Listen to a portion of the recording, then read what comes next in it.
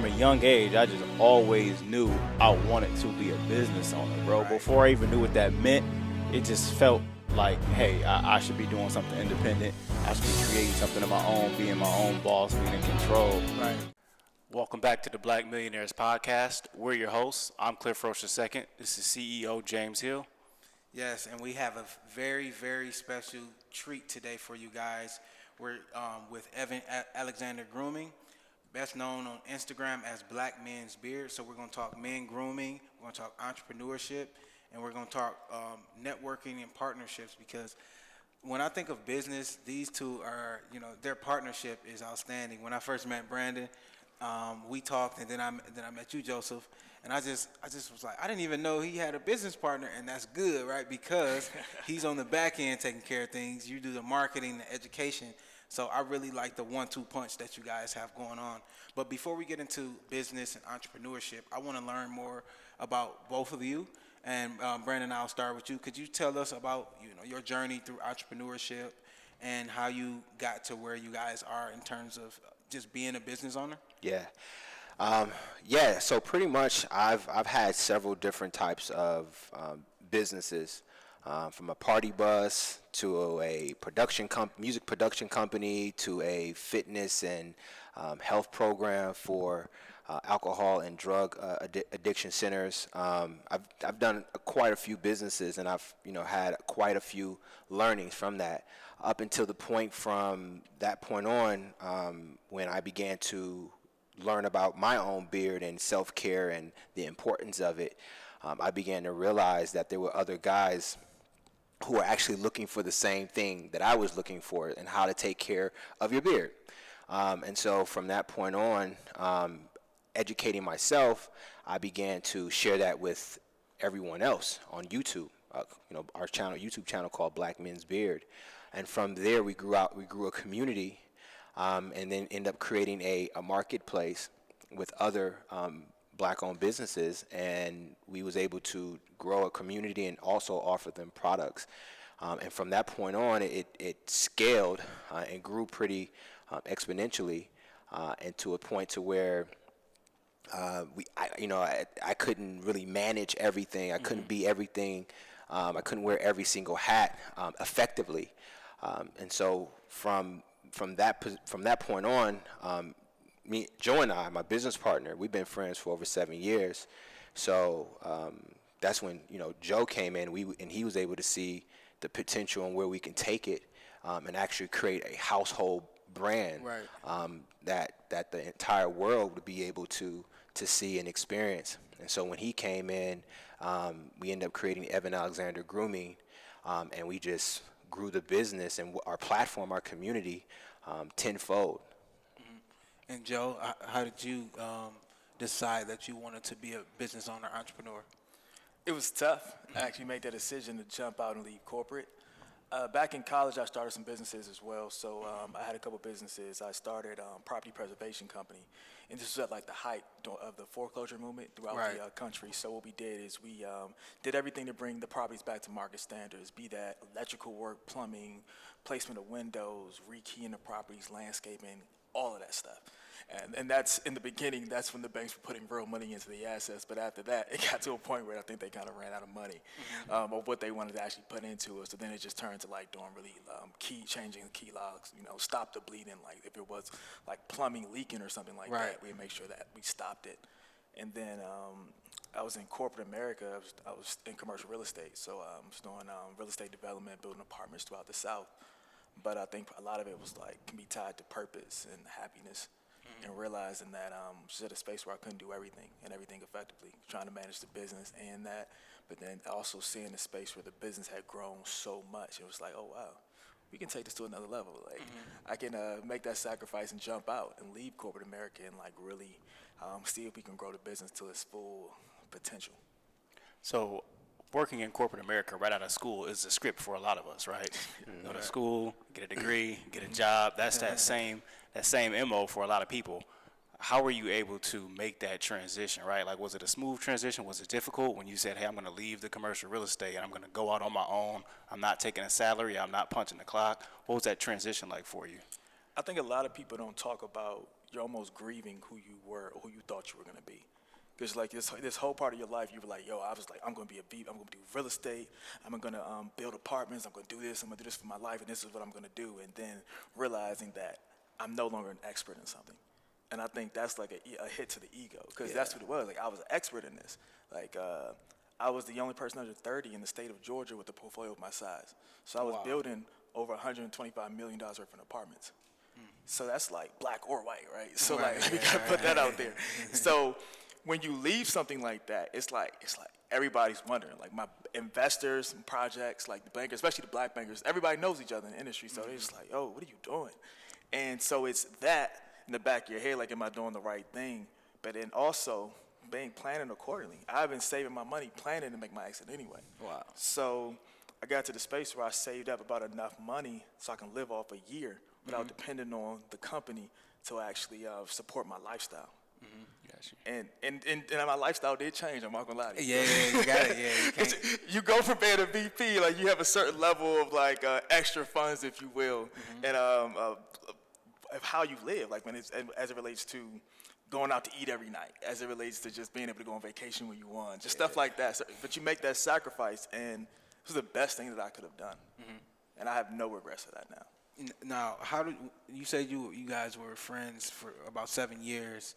How did you become business partners? What was that conversation?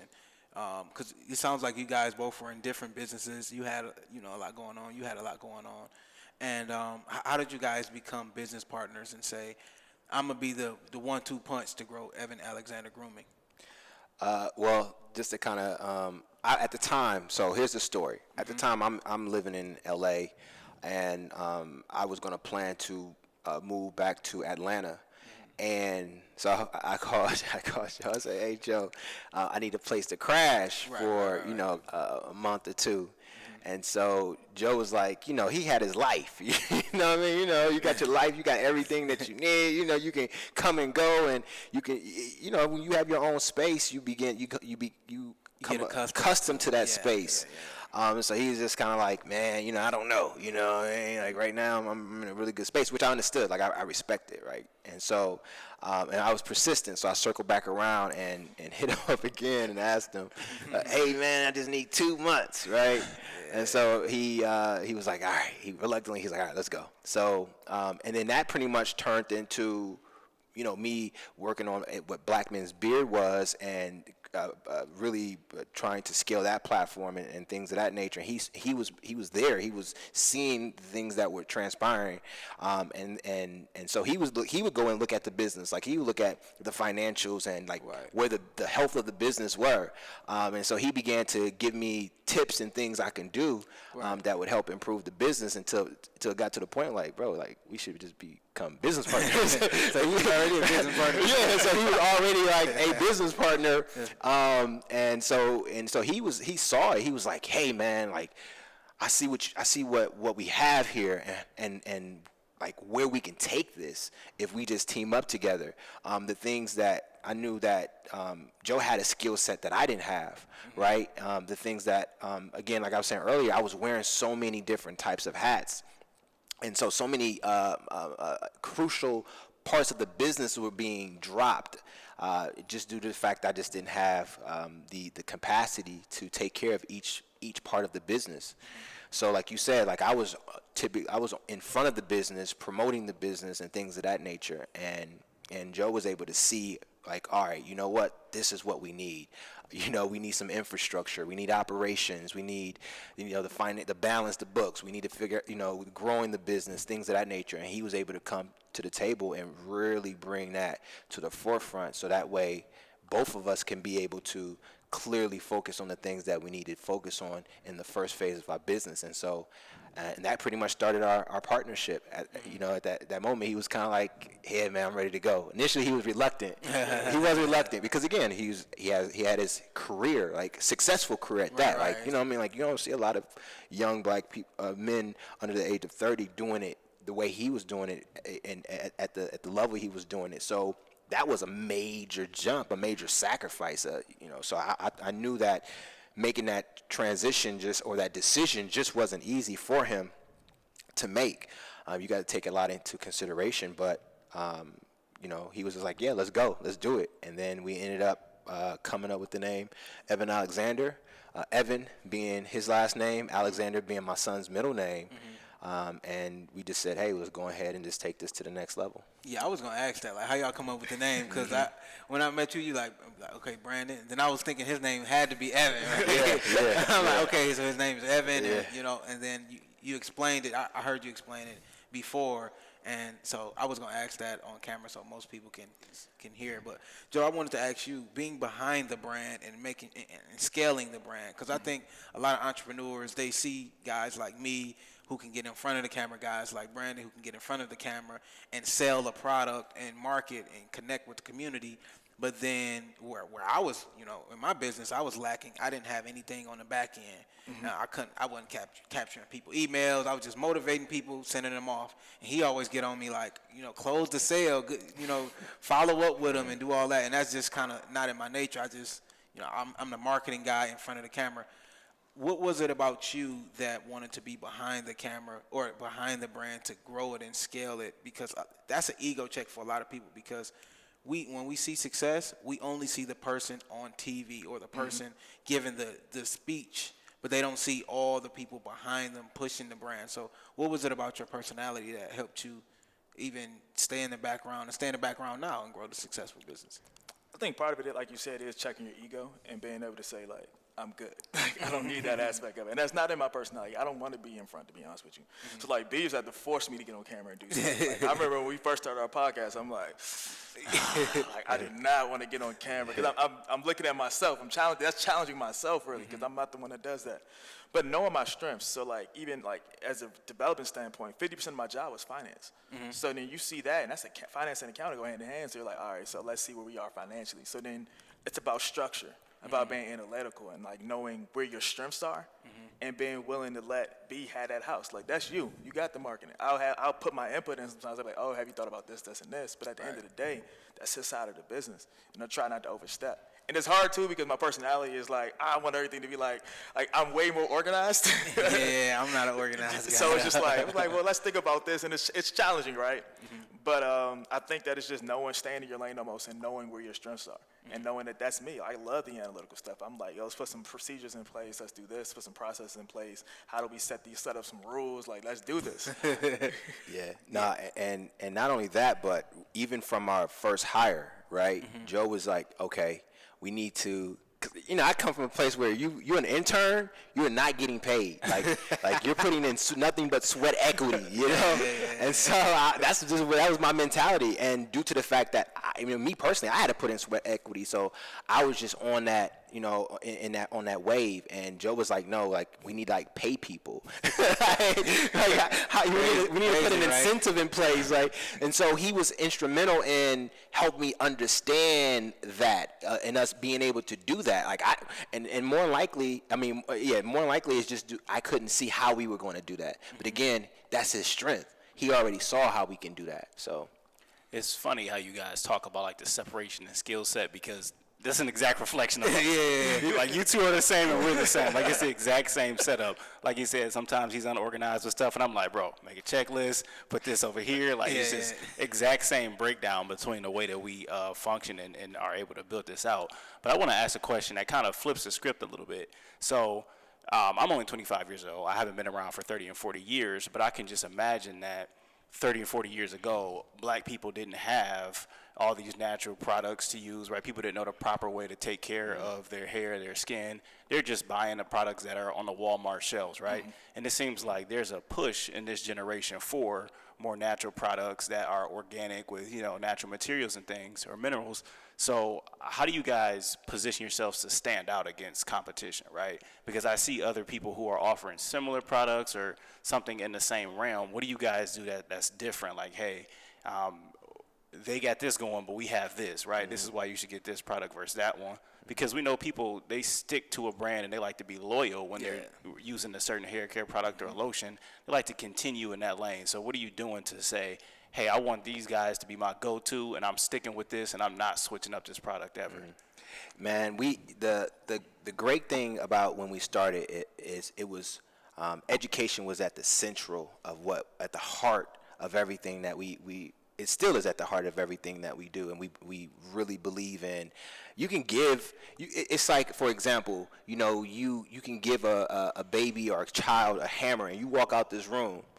Don't walk back in expecting there won't be holes around this hammered all throughout the walls, right? So you have to give people products, and that's what was happening. A lot of brands, and this is no diss, but what was happening was that a lot of brands were giving their customers, their community, these products, but they didn't necessarily know how to optimize it, how to utilize it in the best way that they possibly can. So where we came in and fill that void, that gap, if you will, and we was like, hey, we would educate you on how to use these particular products and why you need to use these particular products, and how you have one product here and another product here, and how they connect, how you can create a routine for yourself, and why it's important to create a routine for yourself, and what does that do for you and your self-confidence. So we took the approach to be very aggressive in that lane, and that is, for us, we take pride in, we have a passion for. You got to have a desire to want to actually not just drop the baby off. You know what I mean? Like, you want to help the baby walk, show the baby how to, and I say it in that way, not to be, to minimize it, but to say that you really have to walk a person through that particular process from the beginning to the end, and you're the guide, right? You're there to guide them through this particular journey that they have no idea how to get through. And so you have some companies, they give you the product, and then you got to go figure it out. But luckily, we have a platform where we built over 750 episodes where they can, even if they buy products from other brands, they can come to our platform and still get educated on the basics of how to optimize those particular products. Yeah, I mean, that's really important. I know before I was even growing my beard, I was getting educated on it because we had met, and I just was watching some of your content because I'm a marketing media guy, so I'm looking at your content like, wow, this is good, educating me. And then we met again, and then you were like, when you gonna grow a beard? I'm like, I like the clean cut, right? I'm in corporate America or whatever. Then the shutdown happened. I'm like, maybe I ain't had a haircut in 2 months, so my hair was gonna grow anyway. Just started watching some of your videos, taking care of my beard, and I'm like, well, maybe I need the products now. Like, I can't just sit around just trying to wash my beard with just anything. And I got educated through your platform, so I trust you. So when we were walking in the mall, it was funny.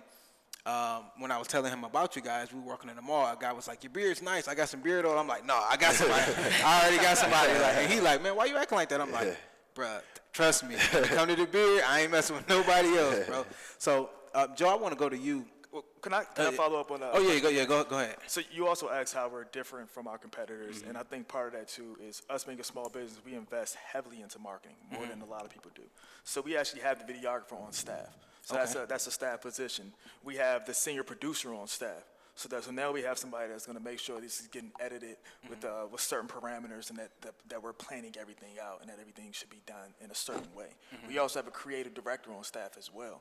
So we spend a lot of money, like I think it was you're supposed to spend like 10 to 15% for on marketing, for like startups, things of that nature. We spend way more than that. Right. And that's how we're able to get our messaging out further than a lot of other brands can, as well as being inclusive in what we sell too. So we have of course, we have the beer products. We have the shampoos, conditioners. We have the soaps, the soap bars. We have the deodorants, but then also having the supplements as well, because it's about from the inside out too. So we have the turmeric that's going to help with the inflammation. We have the ashwagandha that's going to help with your stress levels. We have the CBD products that's going to help with you with lowering down that anxiety and stress as well, which are all factors in actually growing and having a better lifestyle, if you will. Wow, and you guys have the combs and the picks too. Yeah. I definitely have. I have more than one because I always lose one. So I'm like, I'm just buy 2 or 3, leave them in different locations. Right. I try to set my life up that way. I wanted to ask you, Joe, about like managing inventory, because with my business, I sell a ton of digital products. So if I'm not working, if I don't have marketing, if I'm not out connecting with the people, I don't make any sales, but I don't have a ton of inventory. And a lot of small business, you guys are a product-based business, so you have to have inventory on staff, on call. How do you manage that? Is there a certain level of inventory that you like to keep on staff? I mean, In the warehouse. In the warehouse. I keep saying on staff. I don't know why I'm saying that. But in the warehouse, how does that work? Because I'm not really a product guy. I'm more of a digital person, so I never really got exposed to the products, like physical products. So there's a couple of different models some people use, but I like to have, we like to have about 2 months worth of product on hand at all time, because you never know what's going to happen as it relates to, you can have a viral moment where something goes viral and you don't want to sell out completely. Right. Or either like you're in a space where it's COVID and like everything, is the complete logistics system around the world is just screwed. You just shut down. Right? So like you have where we had issues with bottles, man. We couldn't sell our shampoo and conditioner for a couple of months because the bottles that we used were sold out everywhere. And I mean, I called probably over 20 American manufacturers to see if we could have the bottles, and they were like, "Oh yeah, we'll have them this is back in like maybe April. Like, yeah, we'll have them in November." Like, what do you mean? Right. And like, it was literally like that for almost every major company for this certain bottle. So it's like, all right, how do we position ourselves and how do we plan for that? So then it was working with our manufacturers, like, yo, we need to go straight to China. We just got to go to China and get them to make it, like, because they had opened back up at this time. So we went to China to actually get that support and get those bottles. But I mean, that hits you from a revenue perspective. Yeah. And you have to change, you have to pivot your marketing to actually adjust to the change in the market. But as it relates to inventory, it is tough because especially with a lot of American manufacturers, people were closed.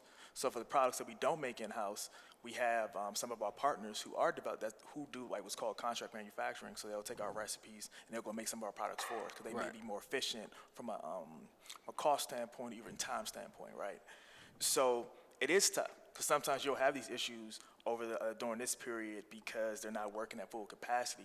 However, the short answer is we want to have at least 2 months worth of product on hands at all time. But sometimes you have to buy more because you don't know where we are in the market. Like when the bottles came available that we used, we bought like enough for like 8 or 9 months because I didn't know when they were going to be available. We didn't know when they were going to be available again. So I'd rather have 50,000 bottles in our warehouse than not have what we need to actually sell our product, especially when the majority of our product is sold in one bottle. It's like if that goes out, that's like what? That could be 30-40% of your income gone during that period of time, and like we don't want to be in that position whatsoever.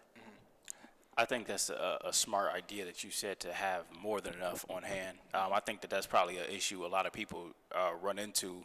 Like you said, when you go viral and they don't have the equipment necessary to fulfill a viral type, spark in the market or the demand for their product. So as you guys continue to expand and grow the business, are there any aspirations to go public at some point, or is it, hey, we're going to be sole owners of this forever? Are we looking to sell this off to a buyer at a later point, or have you guys thought that far ahead yet? We have spoken about that. I think the idea for us is to stay within the brand and not necessarily sell. We have ideas of doing other things, branching out to other industries, maybe acquiring some other businesses and things of that nature. But Evan Alexander is ours. That's our baby, man. And in terms of generational wealth, and you think about actually being able to leave something to your children, like think about Johnson & Johnson and all the big brands. Yeah, we could sell and have a liquidity event and we make some money, but that's one time, right? You get that one big check, but what if you just stay in it for the long run and we continuing to get those checks every single month, every single day, day over day as we continue to grow? Yeah. And if we continue to grow at like just even at a nominal pace, even if that's like 10% or 5% a year, we have that much more equity and that much more wealth to actually leave our children and leave the next generation. Brandon, I want to go to you about the educational piece, right? Because I always tell people, do what you would do. Like when it comes to marketing, they always call, like I got the show and everything set up, giving people marketing advice, and they always ask me, what can I do with my marketing? And I always tell them, just do what you would do on a regular day basis and just point a camera at it. And I feel like that's what you do all the time, because you obviously have a great beard, so you're working on your beard while you're educating people, but it just seems so natural, and it doesn't come off as you trying to sell nobody anything. You're literally educating people, and like you said, even if they don't buy your products, because I was watching your stuff, I didn't own any of your products, right? And then that made me trust your brand, so I don't want to even go to anyone else because I feel like they wouldn't be educating me on how to use their product. So where does that come from? Is that something that's natural for you? Did you have to learn to be that way in terms of educating, or did you have to educate yourself? I see you collaborating with a lot of experts in the field. So where did that come from? I think that is something that being in front of the camera for me I believe that I was born to do it. I know it sounds weird, like people say certain things like that, but I can remember being a child and entertaining people was nothing I shy away from. It was something that I looked forward to. I was excited, and so I'm great with, you had mentioned earlier, I'm great with opening up the sale. I'm great with building rapport, and getting people to feel good about being around you and listening to what you have to say. And so I've been able to refine that process throughout the years in terms of my ability to make people feel comfortable with me through just the jobs that I've had. I worked in corporate, right, in sales training or just training in general, and just watching other people do it, right? It's like watching other people do the things that I'm doing or I want to do, and just refining and practicing and working on that. And I think also, is that people don't buy products, people buy you. Right. So you got to make it about them in terms of what their issue is, and not about the product. The person, who's watching, they are the hero. You're the guide. And so if you take that approach, like, hey, I'm here to assist you, I'm here to guide you, I'm not necessarily here to put a product in your face and be like, hey, come down to Joe Schmo's, Jonathan, bam, boom, boom, boom, boom, and we're gonna do this, do that. And some people, they don't really like that. They just want something that feels natural, something that feels like, hey, I'm not coming to watch QVC necessarily, but I'm here to learn and to get as much knowledge as I possibly can. That's going to help me. And I think that, and because we built a community, and we've been, and we really started off with just, hey, you know what? This is my homeboy, or this is somebody I know, and you just need help. And from there, we just kept with that same formula. We just didn't change up. Any aspirations to go to retail, like a Target or one of these big box retail stores, or you guys staying online? You want to take them? Oh, no, you go ahead, bro. Okay. In terms of our expansion plans, we would love the opportunity to have some retail relationships. We're definitely not closed-minded to it by any means. But right now we are focusing on that direct-to-consumer market, just because we have areas to improve in that process, right? So if we can improve that first, and then we can go to the retail, puts us in a better position for growth in terms of long-term growth. But to your point, it's about the marketing education component. I think you have to be a student to the craft as well. And one thing I can say about Brandon is I've seen him on Saturday nights at 1 o'clock in the morning reading a hair textbook. real talk. You gotta be. You just can't start speaking about anything and just saying anything you want. It comes from hours and hours of preparation and hours of study.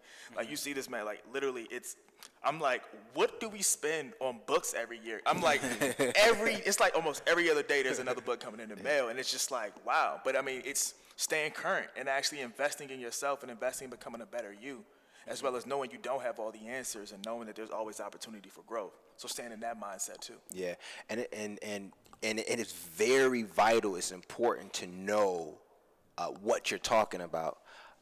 Because it helps. It helps you as an individual, and it helps the people who are actually looking for answers, solutions. And so, you have to be you have to be a student of the game. And if you're not a student of the game, it's going to be very challenging for an individual to sustain it for so long. And I also believe that you're not here to waste people's time. You want to make sure that people get some value when they walk away from here, and that's very important. So I'm a firm believer that there's no such thing as a mistake. Everything is just a lesson, right? So obviously on the way up for any business, there have been a couple of hurdles, dropped the ball here or there. There's been some, why did we make that decision, or why didn't we make that decision, right? So talk about one or two hurdles along the way that ended up being a lesson, and what you guys learned from it and how you move forward afterwards. Man, you want me to take this one? I got a big one that we made recently that was probably on me. I'll take responsibility for this. It's with the launch of the CBD products. Our payment processors that we use, with Shopify, you can pay with Apple Pay, Amazon, and all that other stuff. We got banned from Shopify because we had CBD products. Wow. So, mind you, we got a warehouse of a couple $100,000 of CBD products. We can't move it. Because we had to take it off the site. Because literally, if we didn't take it off the site, we wouldn't be able to process any payments. Wow. So temporarily, that was like the huge mistake that we made. But then it's okay. How do we adjust, right? So for the time being, we're doing some other negotiations in the background to get them to be able to sell it. But it's like, all right, let's go ahead and create this other site that's connected to our site so we can push the CBD product. And that's what we're working on now. But that was a huge mistake, man. Like from a legal standpoint and regulatory standpoint, had no idea that all these payment processors didn't allow you to sell CBD. Yeah, because I mean, it's when you press accept or you agree to an agreement, that 30-page agreement, no one reads that, right? I mean, we don't have million-dollar lawyers sitting down on salary to read all through that. So that's something you probably never would have knew unless you rolled out the product. And one thing I appreciate about that is you guys were actually in action. It takes action to learn that type of lesson. A lot of people are just sitting at home trying to be perfect, trying to, just get the perfect plan to start. People always ask, hey, help me with my business plan. And I'm like, okay, your business plan is just getting started. Going out there, making a sale, setting up your website, just trying to get started. Then when you have hurdles, you jump over those hurdles and you realize you can actually jump over a hurdle, which gives you confidence. No, absolutely. No, absolutely. I think that's the part where people get stuck, to your point. It's that first phase, right? The infancy stage. And you gotta just do it. You gotta go out and do it and figure it out until you figure it out. That's the only way you're gonna be able to do it. Practicality over just sitting back, and now you are stuck in this cycle of paralysis by analysis, overthinking, and it's just way too much. Just go out and do it. The market's going to tell you if this is a go or if it's not a go. And if it's not a go, you pivot, you figure something else out. Yeah, I've always been interested in this in terms of a product-based business. When you guys have to put what's in your product, what's stopping other competitors other than being able to be better than you at marketing, than getting your product, putting it in their can or box or whatever, and selling it? What stops other companies from doing that? I think nothing stops a person from doing that, right? To a certain extent. But again, it's not the product itself, right? It's everything around the product that people are buying into. Just to your point, somebody stopped you and say, hey, I got some beard oil. You could have easily just been like, all right, cool, let me go ahead and try it out. But you didn't. There was a reason why you didn't, because you told him, all right, I got a guy. You know what I mean? So there was some rapport, there was trust. You know that they're not only just selling the product, but they really know what they're talking about, and they're about health. They're about elevating black men. They're about elevating the confidence. They're about sharing, and they also bring other experts on who help educate us about other issues that we may not be privy to. So we've built so much value around the product itself. The product is just we look at it like kind of like a jersey. It's just your way to wear a jersey to be affiliated with the brand and what we're building. So yeah, people are making products every single day. Yeah. But what is it why they haven't been able to take it to the next level? Because there's other pieces that they haven't taken into consideration. One, you haven't built a community, right? It starts, at least with us, our business model is community first and then product second. If you don't have a community to sell your product to, then your cost of acquisition is going to be a whole lot higher. So when you get into the cost and what it would cost a person just to acquire that particular individual, they haven't really taken.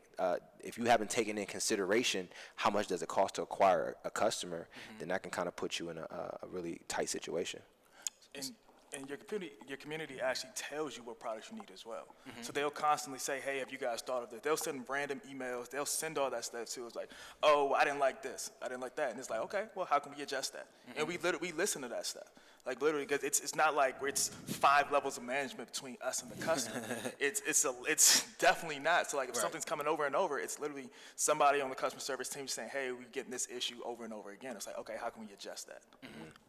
So what we all know about starting out in business is that you don't necessarily get a lot of support from your close friends and family at first, right? Like your biggest supporters are going to be people that you don't know personally before you start. So when you guys first kicked this off the ground, were you getting some, like, what are you doing, like from your family and friends, or did you have like their full-on support when you guys first launched this? Oh man, I think you're right. You definitely get a lot of support from other people, but I also think that that expectation has to be there as well, where you don't expect somebody, because maybe you're selling a product that your family and friends don't want, or that they don't need, and realizing that I'm not gonna project my feelings onto you emotionally. Like, no, you need to support me. It's like, I'm not gonna beg for you to support me when there's 6 billion other people that can, or 7 billion other people that can, and I think that's a part of it.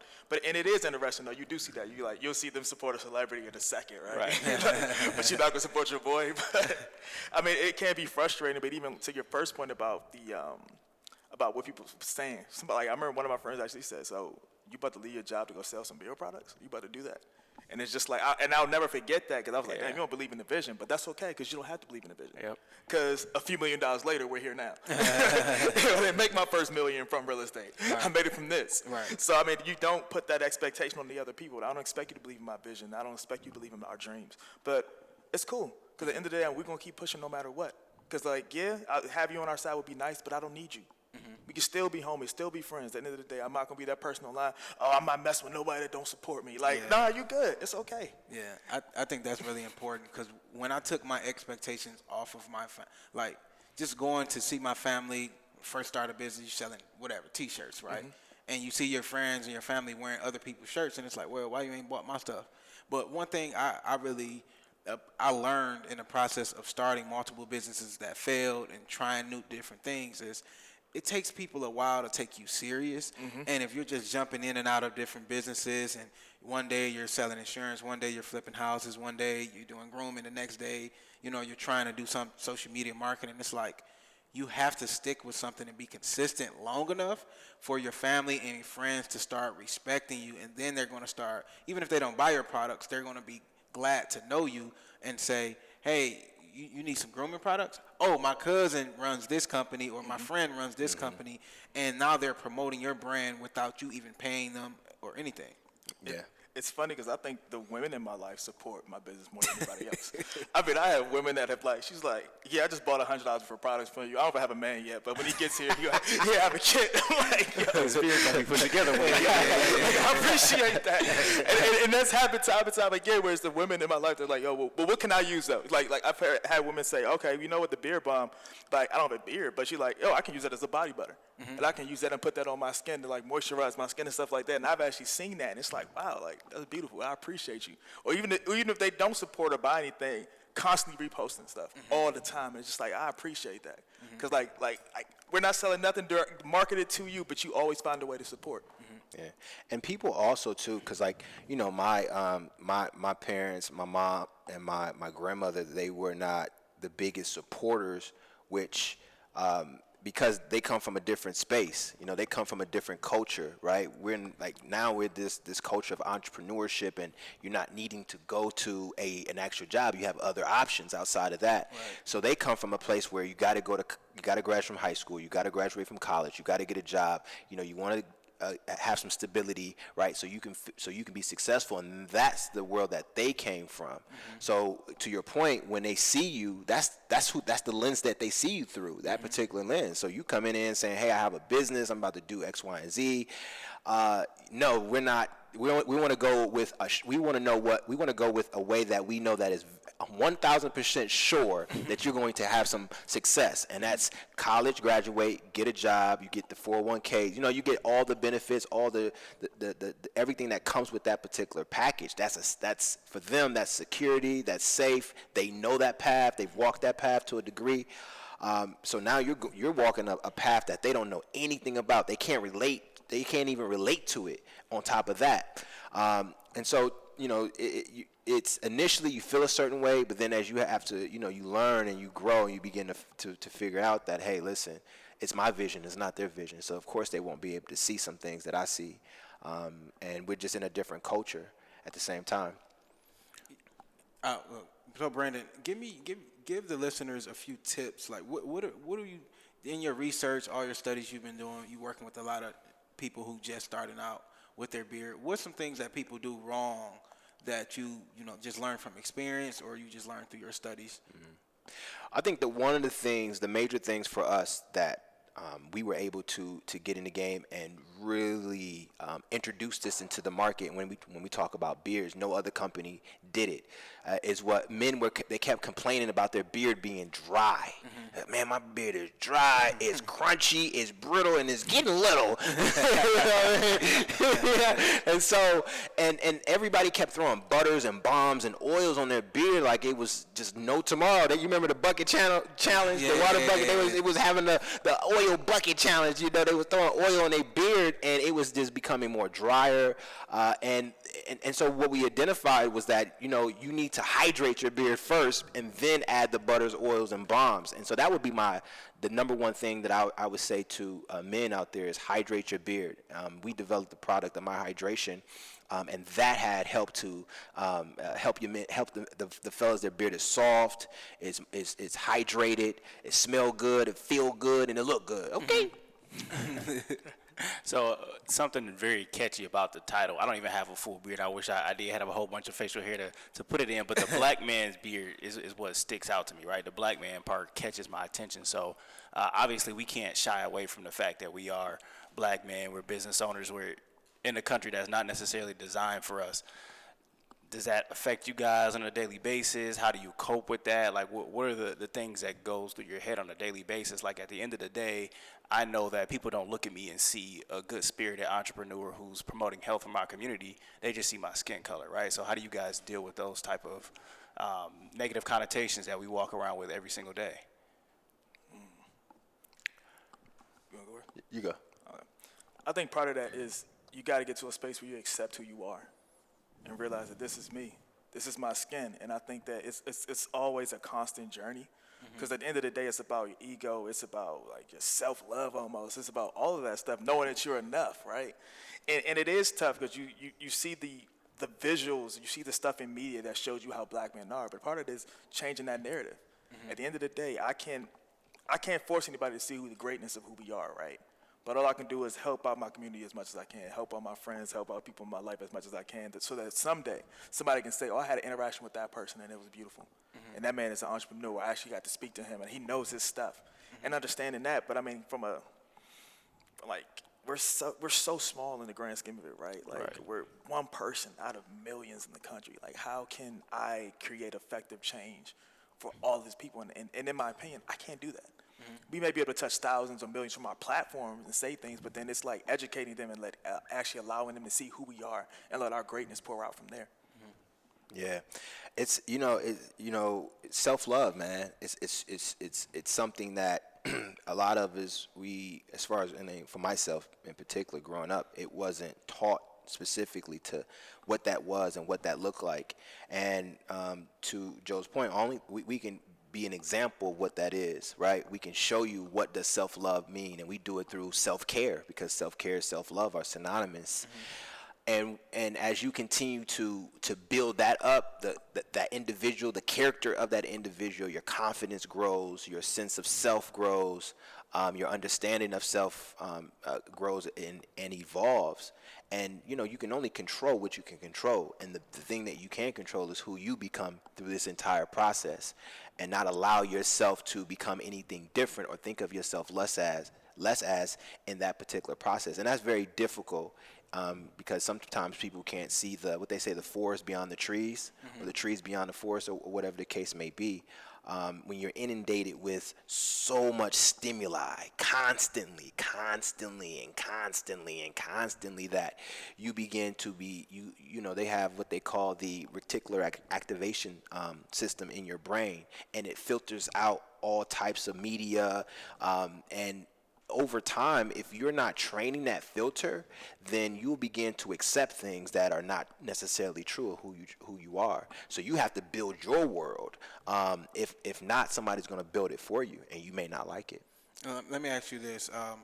You do a lot of interviews with experts and Instagram Lives and things like that. Is there anything that you learned that you went into the business and grooming and just working with your beard that it was hard to let go? So that, like, you went in with this particular mindset, or this particular tip that you gave out to people and you realized you were doing it wrong when you start studying, reading the books at 1 a.m? What was that thing that you, if it was a thing that you learned or you couldn't let go, but after speaking with multiple experts, you realize, okay, I'm doing this wrong and I'm doing my community a disservice, so you had to change your mindset on that? Man, I remember when somebody checked me. It wasn't like that type of check. I'm stepping to you, about to check you, man. You know what I'm saying? What you been saying out in these streets, it sound good. Right. No, it wasn't that type of situation. But it was someone who just knew a lot more than what I did when it came to products. And so I was telling everybody, like, hey, man, you want to get your beard soft and you don't want it to be brittle and dry and hard, man, put some more oil on it. You know what I mean? Right. And I was carrying that flag, and then somebody pulled my coattail and was like, no, that's incorrect. This is the correct information. Right. And so I was like, I got to go back in front of everybody and tell them that it's something different. But I realized that that's okay. It's okay to be human, to tell people, like, I had the wrong information, but I have the right information. Because that says a lot about who you are. It says a lot about your character.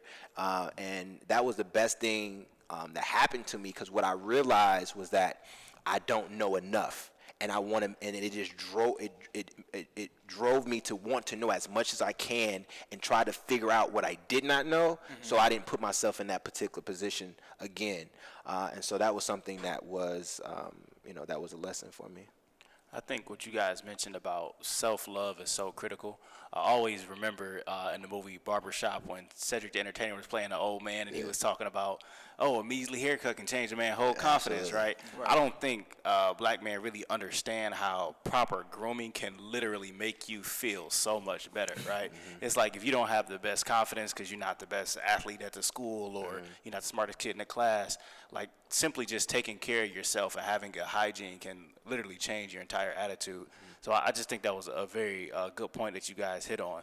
I want to ask a question. It might be totally off the wall. It might be right up you guys' alley.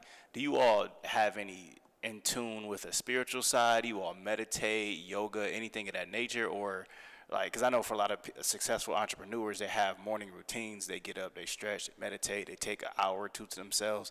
Do you guys have any type of daily habits of that nature where you tap into a spiritual side to bring out more confidence in yourself? Yeah. For me, I do affirmations. So actually on my mirror, I've written a number of things, and I've written a list of, it says, I'm grateful, ... So then I have a whole list beside it that says what I'm grateful for. So like at the top of that list, you say I'm grateful for my career. So I crossed that out. And then I wrote my freedom, because I got that freedom once I left my career. And then I talk about I'm grateful for my business. I'm grateful for me, my family, my friends, my mindset, having the ability to change. All of these things. And I told this to myself every single day, and you're letting yourself know that you are enough. And I also say I'm enough. And I talk about that, say you are a phenomenal CEO. You got to put that self you have to pour that into yourself, because who else is going to do it for you? And like literally after I do that, it changes my mindset throughout the entire day. And it's crazy. It really is. I think if you sit there, take 5 minutes and tell yourself that you're enough every day, and you go through a list of what you're grateful for, you'll see the change. Because people always see what they don't have. They always see that, I want this, this, and this. But when you actually can look back and say, damn, I'm grateful. Right. I got family. I got friends. I got a powerful mindset. I had the ability to change. Like, it's powerful. And I think that if everybody started a day like this, it would be a different world, man. And also do meditation as well. We're building our new facility out, a new warehouse and office space, and that's one of the things we're putting in as a meditation room. And that's big, so people can go in there, they can do their yoga, or they can do their affirmations. They can just have a moment to decompress. Like for us, we're really big on employee morale. So it's not just about profit. It's like, no. We want our employees to know we care about their well-being.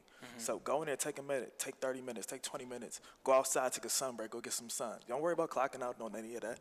It's okay. It's not that deep. Because at the end of the day, if you come back with a totally new mindset, you're ready to work. You're ready to get things done. But if you're depressed, you're stressed out, you're not going to be in a space to get anything done. And that's just what it is. And I think a lot of businesses fail to do that, or either doing other things for your employees, like small things, man. We got all our employees' favorite snacks in the office. Like I know Sophie like double stuffed Oreos. CC likes gummy bears. Like Ayande likes rice crackers and organic peanut butter. Like, it's stuff like that. And like having that in the office for them, it's showing them, one, we care about you. And then two, it's like, it's minuscule in the small, and like in life and in the grand scheme of the business. Spending an extra $500 a month on snacks. But then you increase employee morale and they know that you care. You care enough. Like on your first day of work, imagine your boss saying, what's your favorite snack? And you having that 3 days later. They be like, wow, they actually got my snacks in here that I like. And it's just those little things, they matter. Yeah. Right. And just to add on to that is that, the very first thing that a lot of people do is they get on their phone. That's the very first thing they do when they wake up in the morning.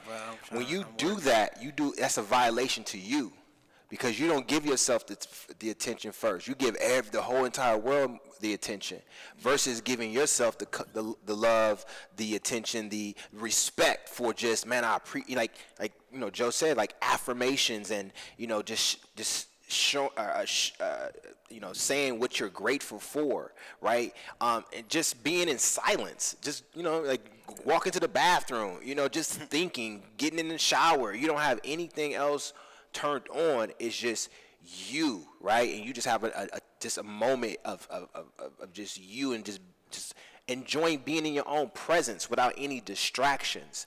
And once you're able to do that, you put yourself first. You know how they say, pay yourself first, right? It's the same thing. Pay yourself first. That would be a sense of paying attention to yourself first before you start paying attention to everybody else. Because you got to clear your mind. You got to be able to think about your day. You got to be able to reflect and really align yourself and get yourself right and ready for the day. Because once the day hit and you walk outside and you turn on your phone, it's like a constant stimuli. It doesn't shut off. It's like the water fountain that just keeps going and going and going, and you have to adjust and adapt to everybody else's wants and needs, and you haven't taken the time for yourself, and then that can kind of get you wrapped up into a situation where depression, stress can go to the next level. You just start letting yourself go, and then you have all these other this everything will lead to not just the stress, but the stress leads to like physiological stress, where you start seeing on your body, your hair, your face, your mood, your whole entire biochemistry changes just because you haven't paid yourself up first. You haven't given attention to yourself. You haven't made sure that you're straight before you made sure that the entire world was straight. So that and going on a walk, right? Going on a walk or going to the gym, right? Like making sure you're taking care. That's you are filling up your cup first.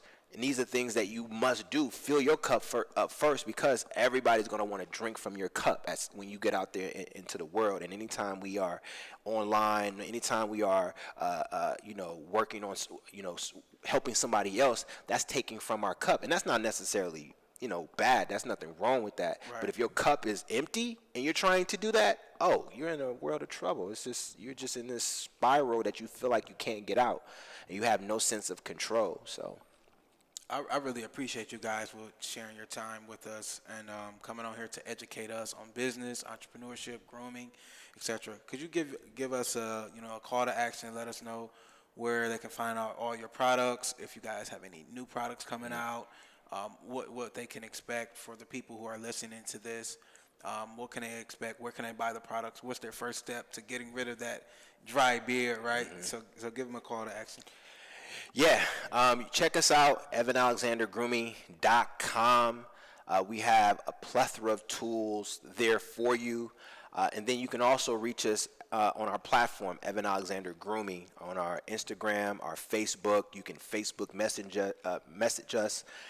You can also reach out to us via email that way. Hit us up on the DM. We're active on the DM. We're active on the comments. So there's nothing that doesn't go unread or unreplied. So those are just some quick areas or platforms that you can contact us directly for any question. If it's about hair loss, beard, skincare, entire body care, we're there to support you. If it's you wanting to purchase our products, we get a lot of people who come to us and they have other people's products that they purchase and they need assistance with, and we do that too. So that's pretty much where you guys can find us. All right. Thank you guys for tuning in. We'll see you guys next week. We have Evan Alexander Grooming. Go check him out.